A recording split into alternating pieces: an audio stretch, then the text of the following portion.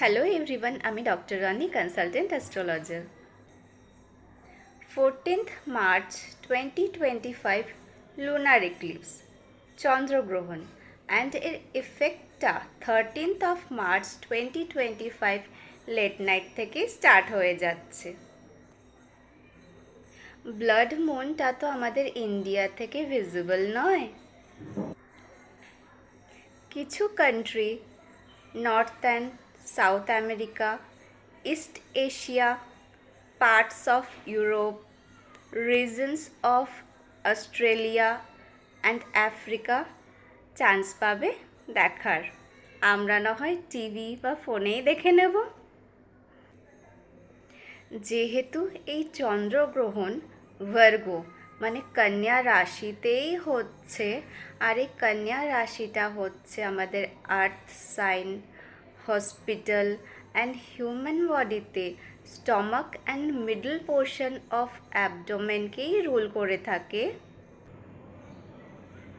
So overall বলছি, stomach related disease and disorder, stomach পেনের chance বাড়বে।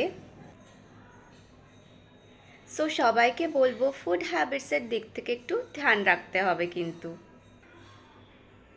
For any reason chances of hospitalisation বাড়তে পারে বা হসপিটাল রিলেটেড নিউজ হাইলাইটেড হতে পারে।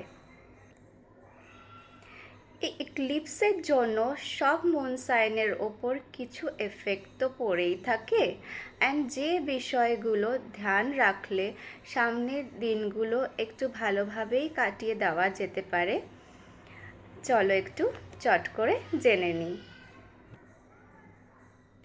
মেষ রাশি, family and finance related stress দেখা যাচ্ছে, সো এই দিকটা একটু ধ্যান রাখতে বলবো।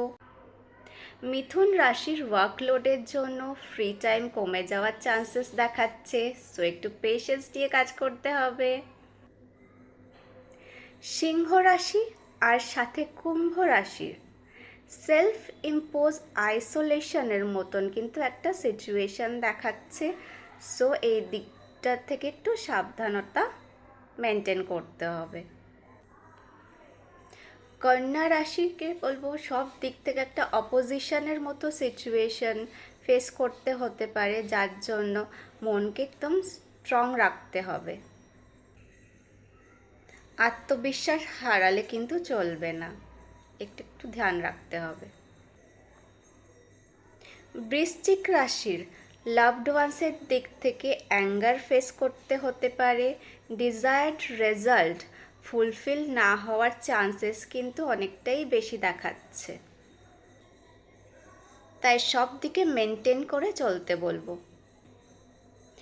ধনু রাশি দিয়ে যারা বিলং করে তারা তো একটু কমফোর্টেবল লাইফস্টাইল ফলো করতে পছন্দ করে, সেই দিকে কিন্তু একটা ডিস্টারবেন্স চলে আসতে পারে, তো আগে থাকতেই রেডি থাকতে হবে।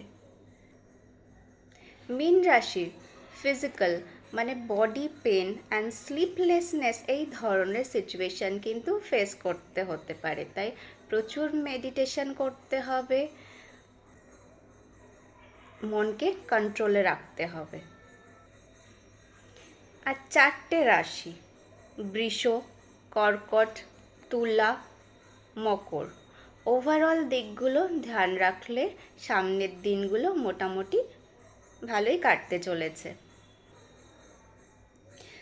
যে যে অ্যাডভাইসগুলো করা হয়েছে ওগুলো একটু ফলো রাখো, যে বিষয়ে ধ্যান রাখতে বললাম ওগুলো একটু ধ্যান রাখো, যার জন্য প্রচুর মেডিটেশন করতে হবে।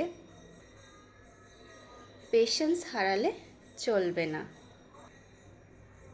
অ্যান্ড নিজেকে অলওয়েজ বুস্ট আপ করে রাখতে হবে। Thank you for watching.